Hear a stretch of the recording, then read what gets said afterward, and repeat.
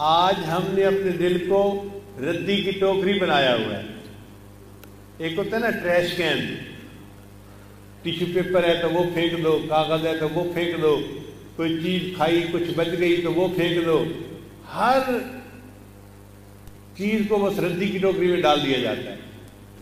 آج ہمارا دل بھی ردی کی ٹوکری کی طرح بنا ہوا ہے. گھر سے نکلتے ہیں، اس چہرے پہ نظر پڑی، اس کی بھی محبت دل میں، دوسری طرف نظر پڑی، اس کی بھی محبت دل میں، جس پہ نظر پڑتی ہے اسی کی محبت دل میں آتی ہے. حضرت فرماتے تھے یہ دل ہے یا ردی کی ٹوکری ہے؟ دل اللہ نے اپنے لیے بنایا، یہ اللہ کا گھر ہے. اس لیے فرمایا کہ قلب عبداللہ عرش اللہ ہوتا ہے. بندے کا جو دل ہے وہ اللہ کا عرش ہوتا ہے. عرش پر جیسے اللہ کی تجلیات پڑتی ہیں، اللہ تعالیٰ کی تجلیات بندے کے دل پر بھی پڑتی ہیں. اور عجیب بات یہ ہے کہ اللہ کی تجلیات کوتور پر پڑی تھیں تو کوتور ٹوٹ کر ریزہ ریزہ ہو گیا تھا، جل کر کوئلہ بن گیا تھا. اور اللہ کی وہی تجلیات ایک ولی کے دل پر پڑتی ہیں اور ولی کا دل اس کو برداشت کر جاتا ہے.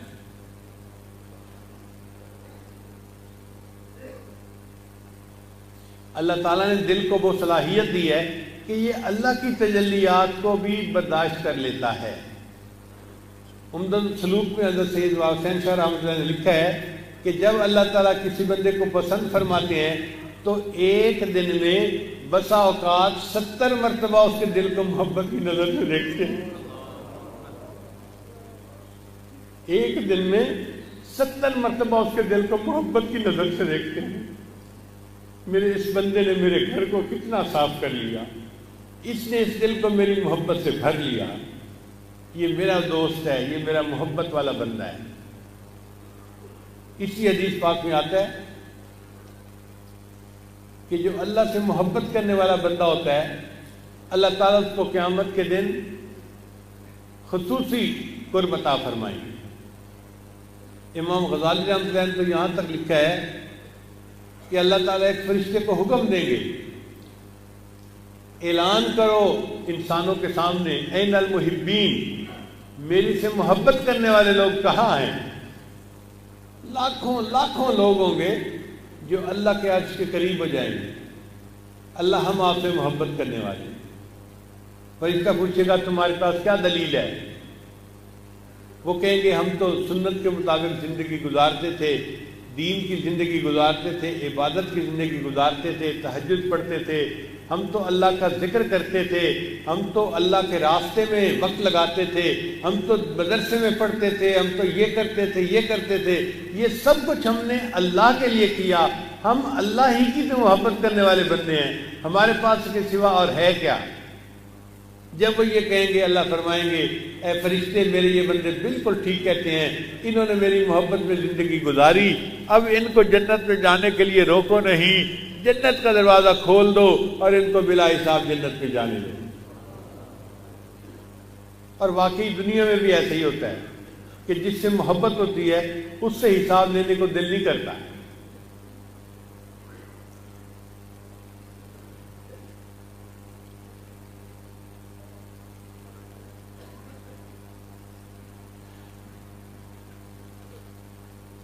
بابا بلے شاہ رحمۃ اللہ کا عجیب کلام ہے.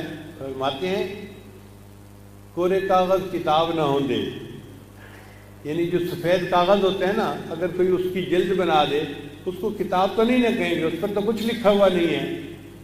کورے کاغذ کتاب نہ ہوں دے تے سارے پھل گلاب نہ ہوں دے تے جے کر یاری لائیے بلیا تے یارہ نال حساب نہ ہوں دے.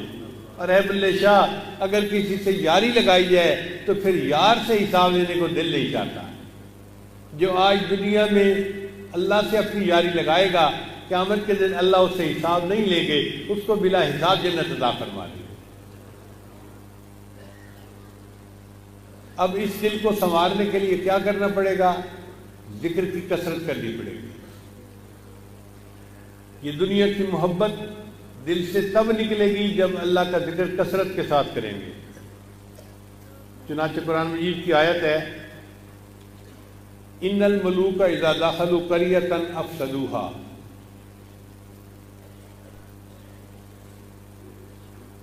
ظاہری اس کے معنی تو یہ ہیں کہ جب سلیمان علیہ السلام کا لیٹر پہنچا ملکہ بلقیس کو تو اس نے اپنے ایم این ایز کے ساتھ مشورہ کیا. انہوں نے کہا کہ جو کہو گی ہم آپ کے ساتھ ہیں، آپ بے شک جنگ کرنے کے لیے تیار ہیں تو ہم ساتھ دیں گے. مگر وہ سمجھدار خاتون تھی، اس نے کہا نہیں، ان الملوک اذا دخلوا قریۃ افسدوها، جب بادشاہ کسی قریہ میں داخل ہوتے ہیں تو وہاں پہ تباہی پھیلا دیتے ہیں.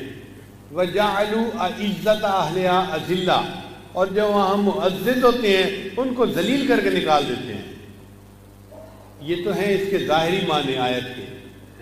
حضرت اقدس ثانوی رحمۃ اللہ فرماتے ہیں اس آیت میں ایک بہترین تمثیل موجود ہے.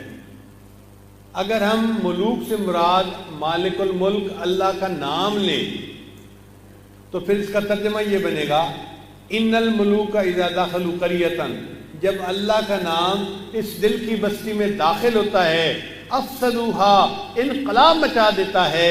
وجعلوا عزت اہلها اذلہ، اور دنیا جو وہاں معزز بنی ہوتی ہے اس کو ذلیل کر کے دل سے نکال دیتا ہے.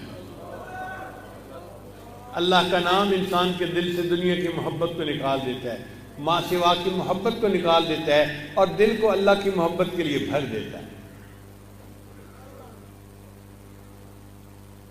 ہم دیکھیں مسجد کو کتنا صاف پاک رکھتے ہیں، کیوں؟ اللہ کا گھر ہے.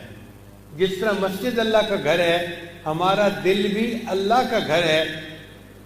ہمیں چاہیے کہ ہم اس کو بھی پاک صاف رکھنے کی کوشش کریں. حدیث قدسی اللہ تعالیٰ فرماتے ہیں نہ میں زمینوں میں سماتا ہوں نہ میں آسمانوں میں سماتا ہوں، میں مومن بندے کے دل میں سما جاتا ہوں. ارض و سما کہاں تیری وسعت کو پا سکے، ایک میرا دل ہی ہے کہ جہاں تو سما سکے. اللہ انسان کے دل میں آ جاتے ہیں، اللہ انسان کے دل میں چھا جاتے ہیں، اللہ انسان کے دل میں سما جاتے ہیں. تو ہمیں محنت کرنی چاہیے کہ دل جس نے دیا اس کو ہم اپنا دل دے دیں. اللہ نے دل دیا ہے تو اللہ نے دل دیا ہے، ہم اپنا دل اللہ کو دے دیں. جب دل اللہ کو دے دیا تو زندگی کا مقصد پورا ہو گیا.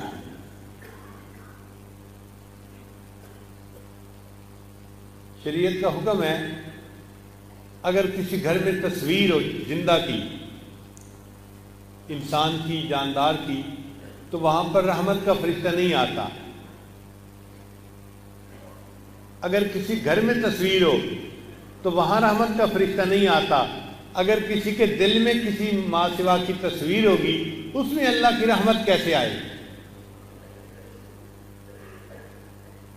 گھر میں عورت روزانہ 2-3 گھنٹے گھر کی صفائی کروانے میں گزار دیتی ہے. اب اگر اس سے پوچھیں کہ تو گھر صاف کرنے میں اتنی محنت کیوں کر رہی ہے، کیوں پسینہ بہا رہی ہے، تو وہ کہے گی جی کہ اگر گھر گندا ہوا تو میرا خامد مجھ سے ناراض ہو جائے گا. جس طرح گھر گندا ہونے سے خامد ناراض ہوتا ہے، دل کا گھر گندا ہونے سے انسان کا رب ناراض ہو جاتا ہے. تو ہمیں بھی چاہیے کہ ہم دل کے گھر کو صاف کریں. مراقبے سے دل صاف ہوتا ہے، لا الہ الا اللہ کے ذکر سے دل صاف ہوتا ہے، نماز سے دل صاف ہوتا ہے، ذکر کی کثرت سے انسان کا دل پاک ہو جاتا ہے.